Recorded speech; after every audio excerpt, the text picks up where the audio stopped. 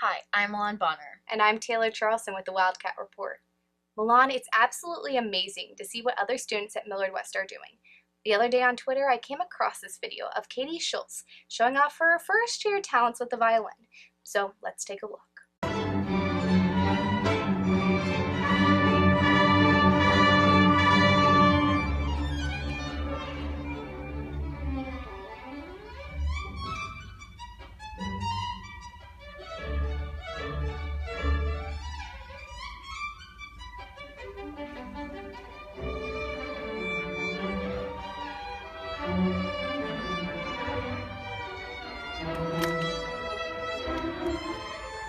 It's safe to say the Millard West Orchestra is absolutely outstanding. But unfortunately, Millard Public Schools is looking to make heavy cuts within the budget.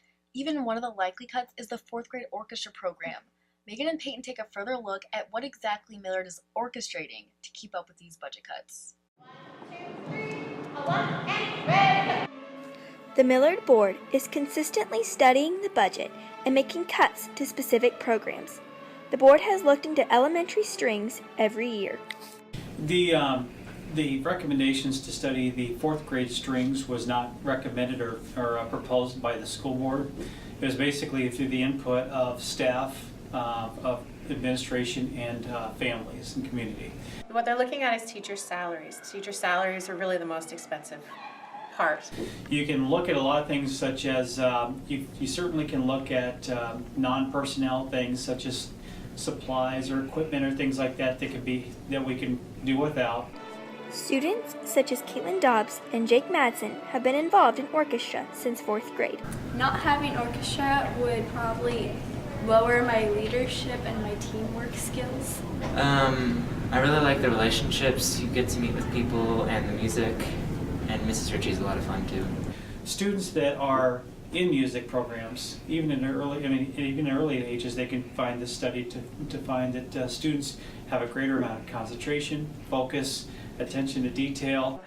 Orchestra, music, band, choir, any of those ensembles where children are a part of that, they're going to build all those college and career readiness skills. The ultimate goal of all this is to impact the classroom the least. We want to keep the cuts away from the classroom the most. My favorite part of orchestra is being able to be in one big happy family.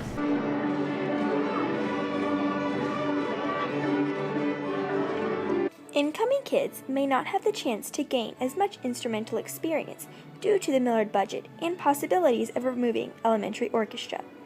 If students cannot start at a young age, the high school orchestra could suffer due to lack of experience, practice, and knowledge. Students do better on ACT tests, SATs. They just show that overall students involved in instrumental music score higher in math and reading, and it helps with all kinds of different skills. So critical thinking skills, problem solving, understanding how to work with others. So things that you cannot necessarily learn sitting and doing a math homework assignment. It's also important in the sense that music should be appreciated for what it can, for its expression, for its enjoyment. Just so much more than just playing music. In Omaha, the community for music is just thriving.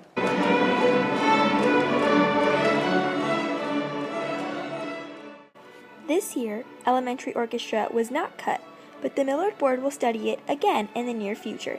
This has been Payton Steensma and Meghan Arena with the Wildcat Report. $1.5 million in cuts is definitely a lot to make. Most definitely. Thank you, Meghan and Payton, for that inside look.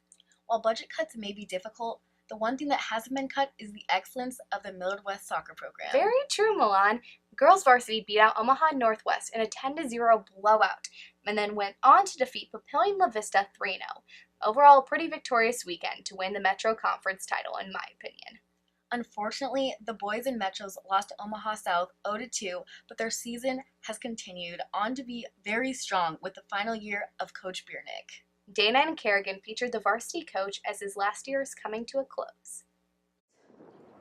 With 297 wins and counting, the coach of the boys soccer program plans to retire after this season. Coach Beernink came to Millard West when the school first opened to teach German and start the soccer team. The only sad thing about all this is the field is still as bad as it was the first year. I told him about a week ago that it was kind of depressing to know that he wouldn't be telling stories about me one day to his other boys. He tells us stories all the time about his old players and stories about just how hard he was on them, how he watched them grow up and just become great players. His stories are always the best. The stories about the dogs and all of the past players and winning state in 2009 and stuff. All of his stories are just. But like after a big win or something, he'll be. You don't really see it a lot from him, but he'll almost be like funny. It's kind of weird when you see it because like he'll try to be funny and we'll kind of be like caught off guard, and be like said a joke, and we'll all start laughing because it's just like it's not like Beernink to make a joke. I think I've always been a straight shooter with the kids, my classes, the students. He's got a funny side. He's pretty funny, but other than that, probably just the way that he kind of carries the team and like talks about us about like what we need to do, and like it'll be a little bit different without him. The result from 20 years as head coach has added 14 appearances at the state tournament and the title in 2009. He spends his last semester at Millard West at the end of the Green Mile. Although his days in the field are numbered, the boys varsity soccer team has a great new addition. I think Mike Dory is a great guy and that he's going to make the program really strong. He brings a lot of youth into the program and a lot of fun. And I think that even though it's sad that Beernink has decided to retire, that it's a good change and that he'll do a good job next year. He's a very intense guy. He's very passionate about the game, and he just loves the game of soccer. And that's the best thing you can find in a coach. But we've had some pretty good programs and some good teams, and I think we have an established program that's respected. Ende gut, alles gut. This has been Dana Huard and Carigan Wiegand with the Wildcat Report. Hopefully everyone can continue to support Millard West Soccer and show up to their games. The next girls' varsity game is this Thursday, 7 p.m. at Marion, and the next boys' varsity game is against Omaha South on Friday. I know I'll be there. Me too, Milan. Millard West Soccer may be able to score a few goals, but can they dodge a ball as well as the students at Key Club's tournament can? I can't quite tell, Milan. Me either. However, the annual dodgeball tournament took place once again recently. RJ and Matt team up to cover the story over this wacky event. I'm RJ Wade with the Wildcat Report. Today I'm going to give you my top 5 tips for remembering your locker combination. Study. Who cares? This is Matt Porro with the Wildcat Report. Now let's talk some dodgeball. What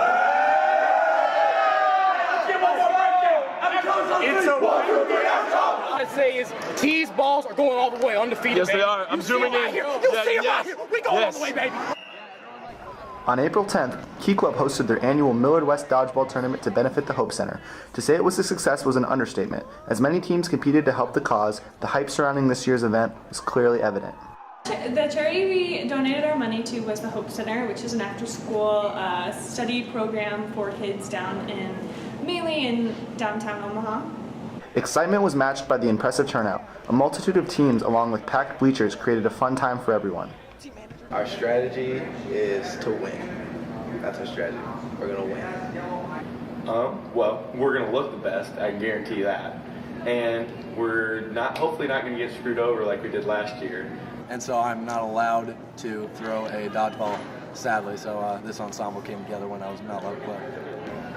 Basically we're just gonna dip, dodge, and dive.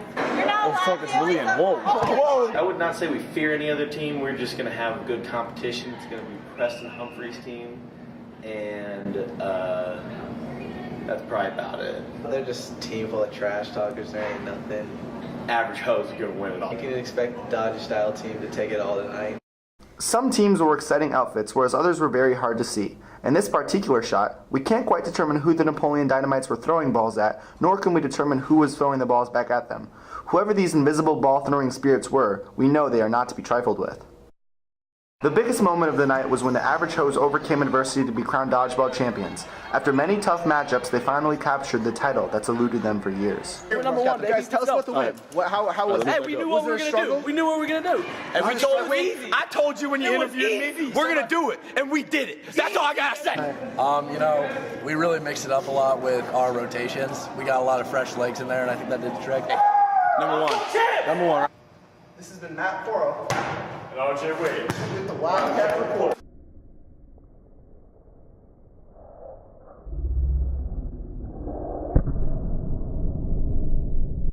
You know, I participated in the dodgeball tournament last year, Milan. I didn't know that. Wow. Well, sadly, though, half my team ended up not even showing up due to a car crash caused by one of the other students. Oh, Taylor, yikes. It sounds like your team didn't do so well. And not just because your team was composed of speech kids. You know, soccer and dodgeball are not the only two spring sports we can be focusing on. Of course, Milan. Track and field to even boys golf has begun with a lot of other sports. Will Morris brings us all the Wildcat updates on the Sports Corner. The Wildcat spring sports season is in full stride right now, starting with boys soccer. In their latest game, the Wildcats took on Omaha South. The team managed to keep the game tied through regulation, but couldn't keep it together in double overtime, falling 2-0. The boys will be back in action Tuesday as they take on Norfolk.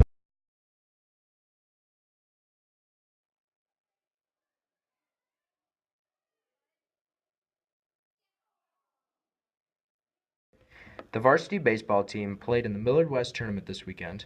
The team played 3 games in total. In their first game, the Wildcats fell 8-4 to Millard South. The following game, the team also fell 5-4 to Millard North on Saturday. In their final game, the team turned things around, winning 17-4 over Lincoln East. They next play on Monday against Creighton Prep. Finally, the Millard West golf team played in the Bellevue East Invitational. Spencer Markson, Christian Hall, J.D. Higgins, Tyler Kamzanet, and J.T. Engelbart played for the Wildcats. Engelbart shot the low score for the team with a 78. The team total was 323. The Wildcats will next play on Monday in the Creighton Prep Invitational at Champions Run. This has been Will Morris with the Wildcat Sports Corner. Make sure you check our Twitter for updates and live tweeting of all of our sporting events.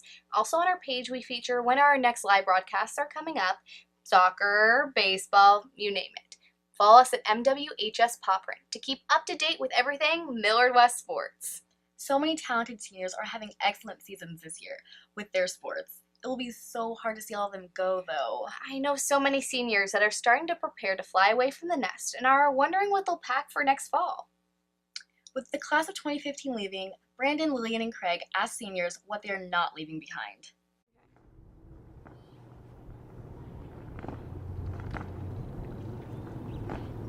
At the end of every year, the senior class takes its next step towards adulthood, college. Everyone has their own sentimental belongings, and you can only fit so much to a dorm. What would you bring to college? If I could bring one thing to college, it'd be a lot of books. A soccer ball. My dog. Be access to my bank account. A lifetime supply of Easy Mac.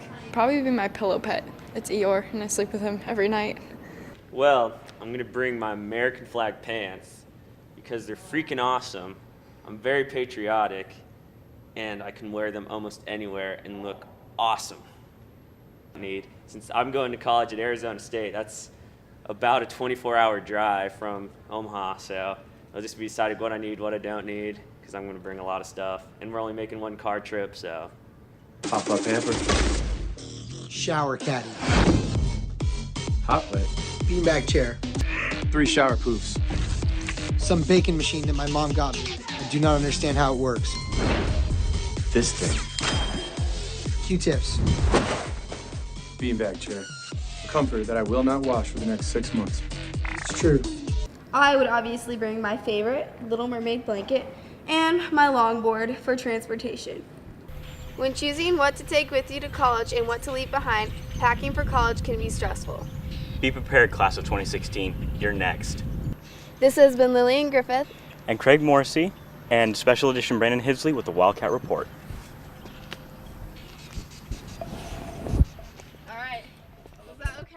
It's incredibly odd to think how that will be us next year, Taylor. I can't believe we start our senior year in the fall. Don't even get me started, Milan. But on the topic of seniors, the senior class board is collecting pictures for the video that will be shown during the senior dinner May 18th. Seniors are encouraged to submit photos to scb15@gmail.com, but make sure you do so in time to get your best shots featured in. This final year with our 2015 seniors is sadly coming to an end along with this broadcast for April 20th. This has been Taylor Charlson and Milan Bonner with the Wildcat Report. You stay classy, Wildcats.